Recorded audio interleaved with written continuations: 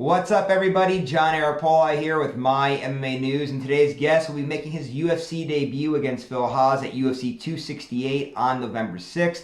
That, of course, is the big Madison Square Garden pay-per-view. That's going to be headlined by Colby Covington and Kamaru Usman, and a lot of fans are going to be paying attention to that event, so make sure you guys check out today's guest when he fights Phil. I'm talking to Chris Curtis. So, Chris, thank you so much for taking the time out of your schedule. I know you're in the middle of, or just wrapping up practice, or you're in a wrestling room out there at Strickland Couture, so thanks for squeezing this interview in here. I really appreciate the time, man.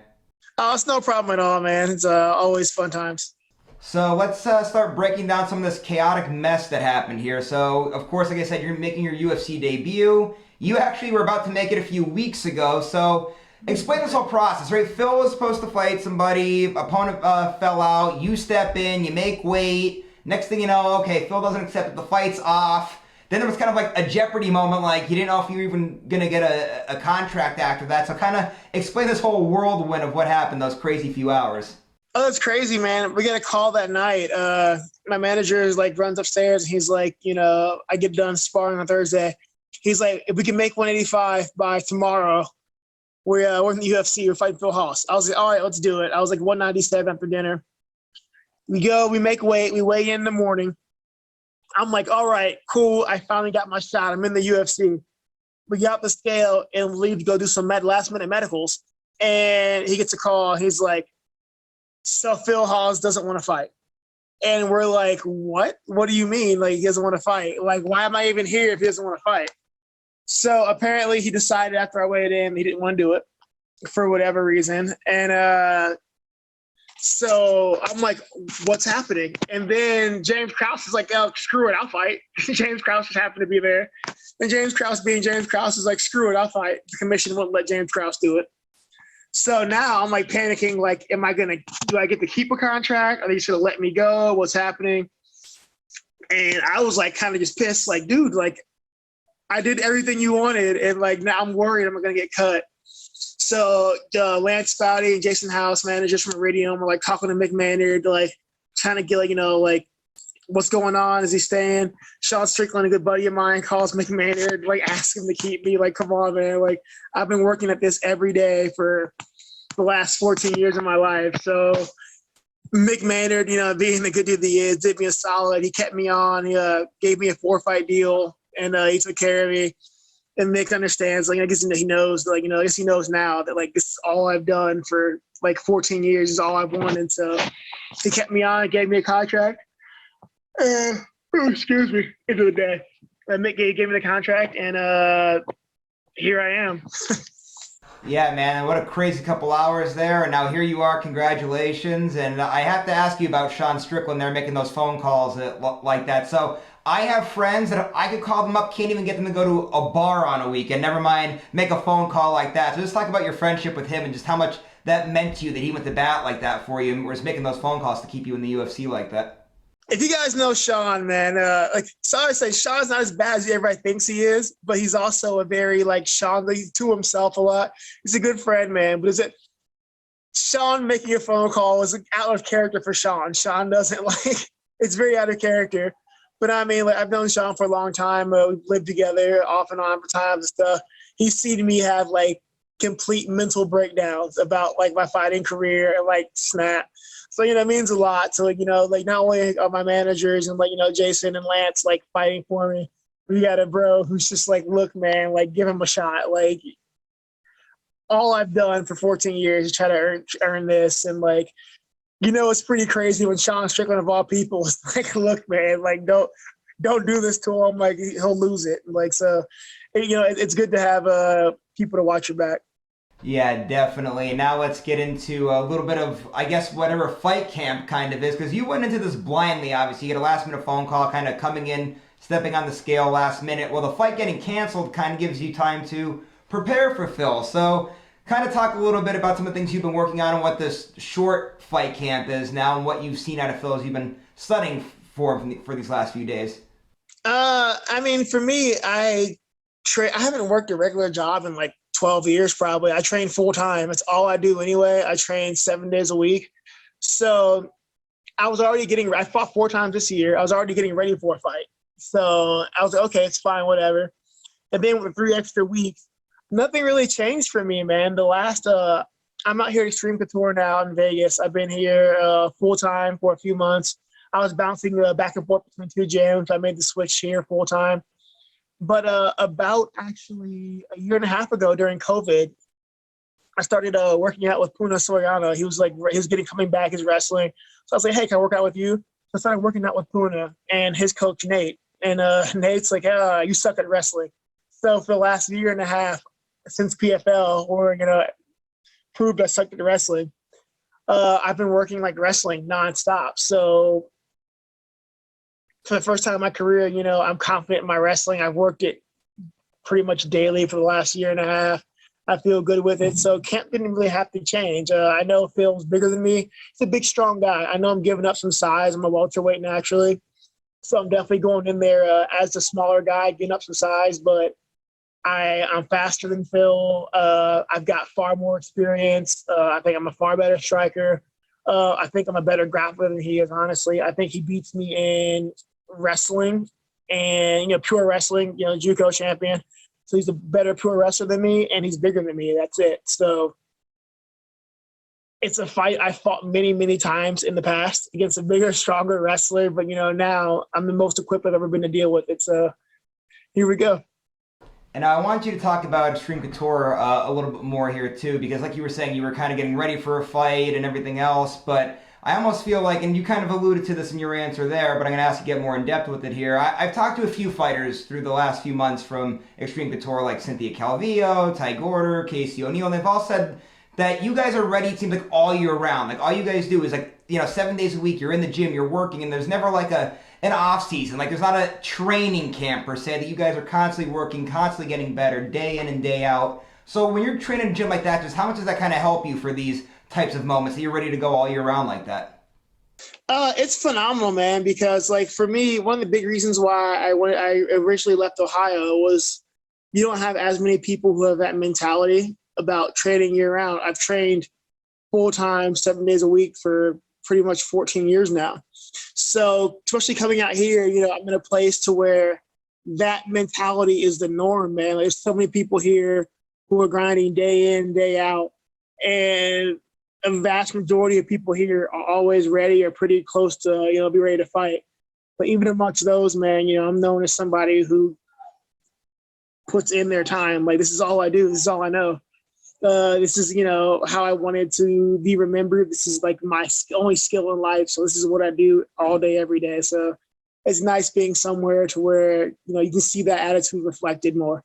So we were talking earlier when we started this interview off of these crazy couple hours that it was for what you thought was going to be your UFC debut. Well, now you go from not being in the UFC to getting to debut at the most iconic arena there is in Madison Square Garden. So just talk about how excited you are to get to not only make your UFC debut, but to do it in a venue like Madison Square Garden. It's just awesome. One of my special abilities in life is even when I stumble and fall, I end up in really cool positions. So I'm I'm going from oh man, I may not even get a contract. Hey, I'm in Madison Square Garden. Everybody calls fighters modern day gladiators. If we're modern day gladiators, this is the biggest coliseum in all of fucking Rome, man. It's Madison Square Garden. The greatest legends of combat sports have fought here. So it's a great feeling on top of I had my debut here. So my debut, I feel it's been long overdue. And kind of one of those cool pats on the back is yeah, you got denied, but here, we'll throw you a bone and give you the biggest, the biggest stage in combat sports. So what more could you ask for, honestly? And now you kept mentioning before 14 years. You've been at this for such a long time. You have so many fights underneath your belt. Was there ever a time when you were thinking, am I ever going to get this call? Is the UFC ever going to call me? Has that thought process ever crossed your mind throughout your career here? Every single day, man. Every single day. My son is back home in Ohio, and he's back home, so I don't have near as much time as him as I'd like. Fighting has cost me a lot, man. It's cost me time with my son, time with my family. It's cost me an engagement. Fighting takes a lot from me. People don't realize that when you fight, man, you're not the only one paying for it. It's the people around you, the people you care about. So every year that goes by to where you're sacrificing, you don't get that call. And then not only that, like say you do, you do everything right and you just don't get the call. You go, you win the fights, you don't get the call.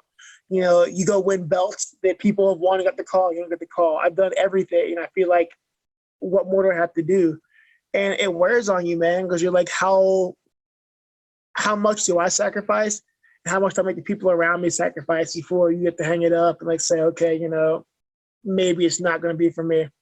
So these years of sacrifice, everything that you just mentioned there, when you heard then, hey, you know what? We're going to rebook this fight with Phil. You got a 4-fight contract. What was the exact emotion that came out of you when you got that news?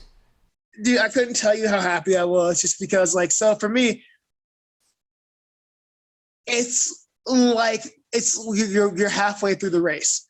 For me, I'm not going to celebrate until I haven't celebrated yet. I haven't done anything to celebrate this. Hell, when the day that the fight got canceled, I worked out that afternoon. I caught up with my strength coach. We did our park sprints and everything, because there's so much joy to finally be able to say I'm signed, but it's not going to be real until I win. So like I'm trying to let myself enjoy the moment, and like, because like when they told me like, oh, you kept the contract, it wasn't even like, yes, I'm in the UFC. It was like, okay, I can still prove it. I still have a chance to prove myself. So ask me that once I win, once I get my first UFC win, and then ask me that, and it'll be a much different answer. Well, you have my word. After you get a UFC win, we're definitely going to have another conversation, and I will make sure to ask you that question. Another thing that I want to ask you about, though, something you also alluded to earlier, you said that you're kind of like in between like a welterweight and a middleweight. You fought up both weight classes. You said you're more kind of naturally more of a welterweight. What's the long-term plan? Obviously, this fight's going to be at middleweight, but for your future fights, do you plan on dropping down to 170 pounds, or do you just let the chips kind of fall where they may? We'll see, man. The UFC is like, hey, you're fighting Phil Hawes at 185 on this one, so I just said yes. Like, all right, whatever. I fought at 85, more than a few times. I fought at 85 this year. Hell, I fought at 205 this year. I'm not.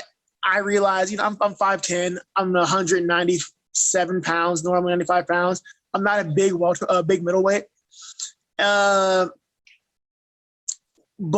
on the flip side, being able to train, I feel the best when I'm like 195, like in the gym. So it's a very short distance, 10 pounds, easy cut to make 85. So I'm kind of hoping like, hey, maybe I'll be able to retain all that explosiveness, energy I feel in the practice room. I'm getting to eat like almost 3,000 calories a day right now. I'm getting through all my training. I'm not going to bed hungry. So I think, for me, honestly, I've got no real pressure on me, man. Like, I can use this fight to see how I feel. If I go in there and Phil Hawes is a big, strong dude, if I don't feel like it's just like, oh my God, like the strength difference is like fighting, Madison men, then maybe we stay at 85. We spend some time bulking up. If I'm just like, okay, I'm legitimately too small to do this, then, we'll go back down to 70. I can always make 70. I know I can make 70. It's less fun. Being 34, it's a little bit harder, but I can still do it. So this fight's just a test bed for me. Like, we're going to see how I feel at 85. If it's not a thing, just go back down to 70. Out of those 3,000 calories a day that you're taking in there, what's your favorite meal to get out of them? Oh, dude. So the greatest thing about 85 is I get to eat breakfast. And I like my breakfast, like pancakes. I can have pancakes, which is the greatest thing in the world for me. Like, I had to give up pancakes for like 3 months to make 170. I gotta have a pancake. I eat pancakes like once a week right now. It's phenomenal. Like, happiest time. Like, I love it. So what's your favorite kind of pancake? You just eat them normal, like the buttermilk, or do you like chocolate chips in them? What's the pancake route there? I will literally eat any pancake so long as there's nothing banana in it. All right, fair enough. All right, 2 last things now here to roll us out here. First of which being, tell everybody, all the fans out there, your prediction for your fight. Tell everybody how you get the win. The way I'm seeing it, man, is the way we looked at it. I'm going to say 3rd round TKO. And now finally the last thing here now to roll us out, your social media. Tell everybody where they can find you at. You want to give a shout out to any, managers, sponsors, teammate, coaches, friends, family, whoever, please feel free to do so. You get the last word. Yeah, man. My social media is confusing because I have like all these different names. You guys usually find me at on Instagram at King of Combat 513, or you can find me on Twitter at ActionMan 513. I'm gonna have many nicknames. Don't ask. Outside of that, I want to give a big shout out to Jason House and Lance Spouty, my managers from Iridium. They really busted their ass to get me this opportunity and to get me signed, and I appreciate it more than they'll ever know. So thank you guys for that. Thank you for all my coaches at Extreme Couture. There's Nate Pettit, my head coach, Ed Nipsick. There's Eddie and Dinesh. They've all been great guys, man. All my teammates here have been freaking phenomenal to me. Norm, my strength and conditioning coach, has been a big help and blessing for these last few weeks. And also my guy Gokor over at Freestyle MMA has been a really good friend since I've been in Vegas. Always helps me out. And just thank you all for I've had a lot of support and love from like the media, from fans and everything. People have listened, they've seen me struggle over the years and keep working towards it. So the love and support is appreciated more than I can tell you guys. And come watch me November 16th, man. We're going to go out there and slay dragons. All right, there you guys have it. That was Chris Curtis again fighting at UFC 268 against Phil Hawes. So make sure you guys check out that big pay-per-view. It's going to be an awesome night of fights. And speaking of awesome, MyMMANews.com, awesome website. Make sure you guys keep going there and check out all of the great work that we put out. Go to our social media pages, give us a like and a follow. You can also find me on social media at John Arapoli. And one last thing before I head out here for today. If you liked today's interview, please go to the bottom. Make sure you give it a good old thumbs up there. And if you haven't done so yet, please subscribe to this YouTube channel. We'll see you later, everybody.